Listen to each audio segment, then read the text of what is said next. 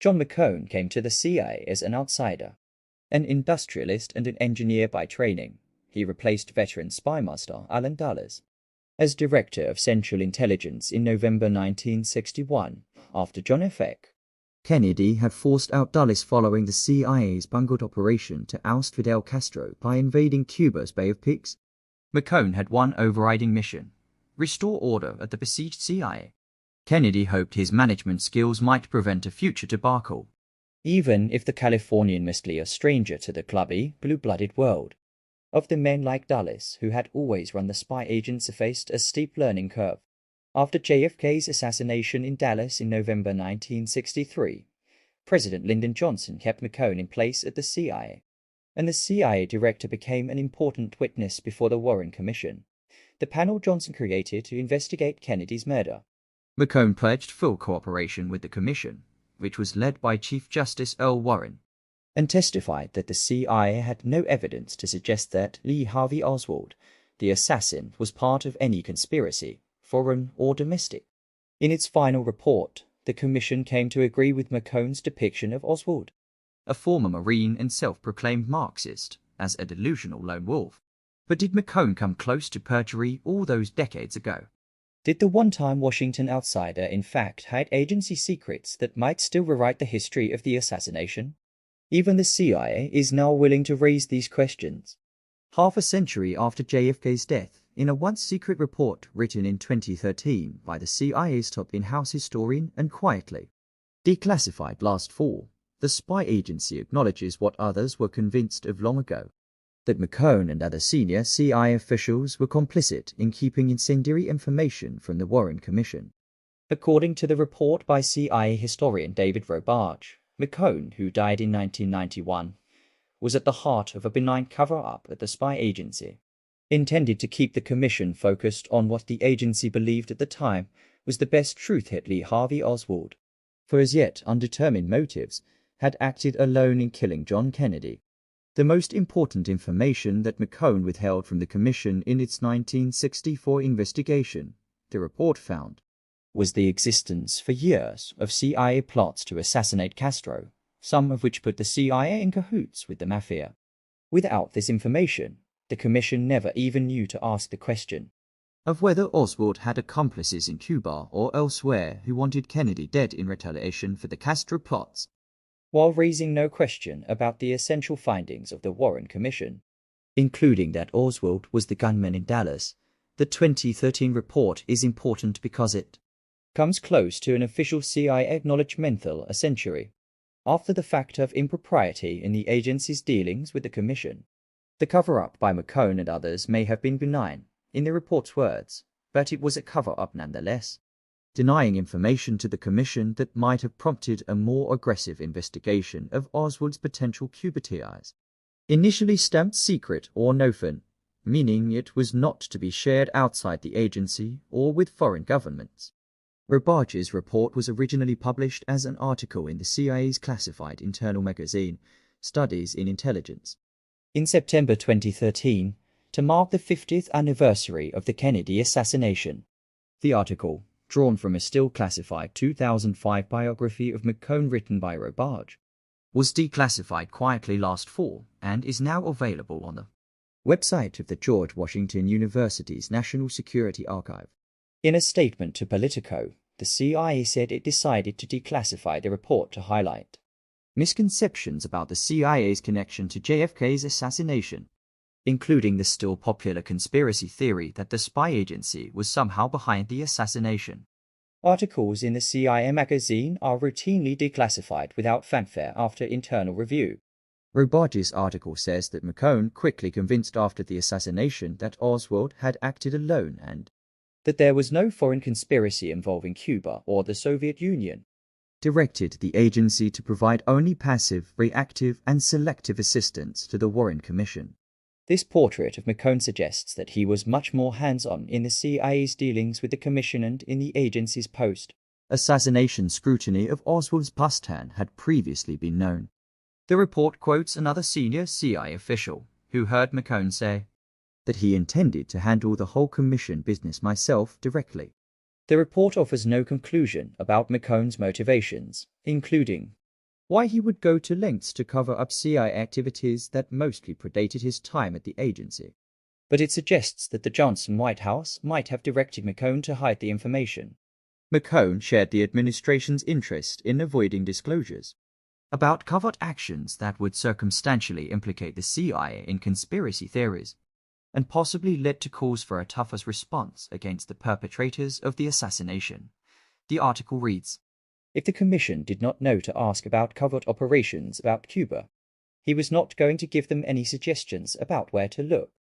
In an interview, David Slauson, who was the Warren Commission's chief staff investigator in searching for evidence of a foreign conspiracy, said he was not surprised to learn that McCone had personally withheld so much information from the investigation in 1964, especially about the Castro plots. "I always assumed McCone must have known, because I always believed that loyalty and discipline in the CIA made any large-scale operation without the consent of the director impossible," says Slauson, now 84, and a retired University of Southern California law professor. He says he regrets that it had taken so long for the spy agency to acknowledge that McCone and others had seriously misled the Commission. After half a century, Slauson says, the world loses interest because the assassination becomes just a matter of history to more and more people. The report identifies other tantalizing information that McCone did not reveal to the Commission, including evidence that the CIA might somehow have been in communication with Oswald before 1963, and that the spy agency had secretly monitored Oswald's mail after he attempted to defect to the Soviet Union in 1959.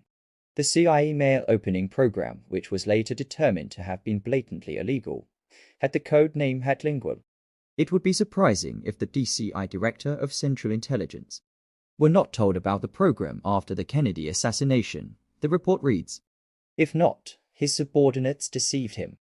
If he did know about lingered reporting on Oswald, he was not being forthright with the Commission presumably to protect an operation that was highly compartmented and, if disclosed, sure to arouse much controversy. In the 1970s, when congressional investigations exposed the Castro plots, members of the Warren Commission and its staff expressed outrage that they had been denied the information in 1964.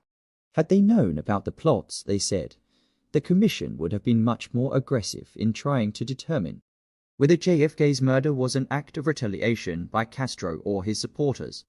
Weeks before the assassination, Oswald traveled to Mexico City and met there with spies for the Cuban and Soviet governments, a trip that CIA and FBI officials have long acknowledged was never adequately investigated.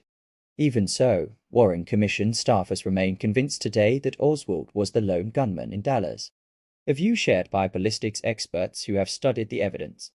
In congressional testimony in 1978, after public disclosures about the Castro plots, McCone claimed that he could not have shared information about the plots with the Warren Commission in 1964 because he was ignorant of the plots at the time.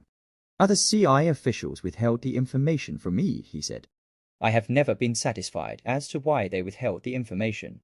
But the 2013 report concluded that McCone's testimony was neither frank nor accurate, since it was later determined with certainty that he had been informed about the CIA mafia plots 9 months before his appearance before the Warren Commission.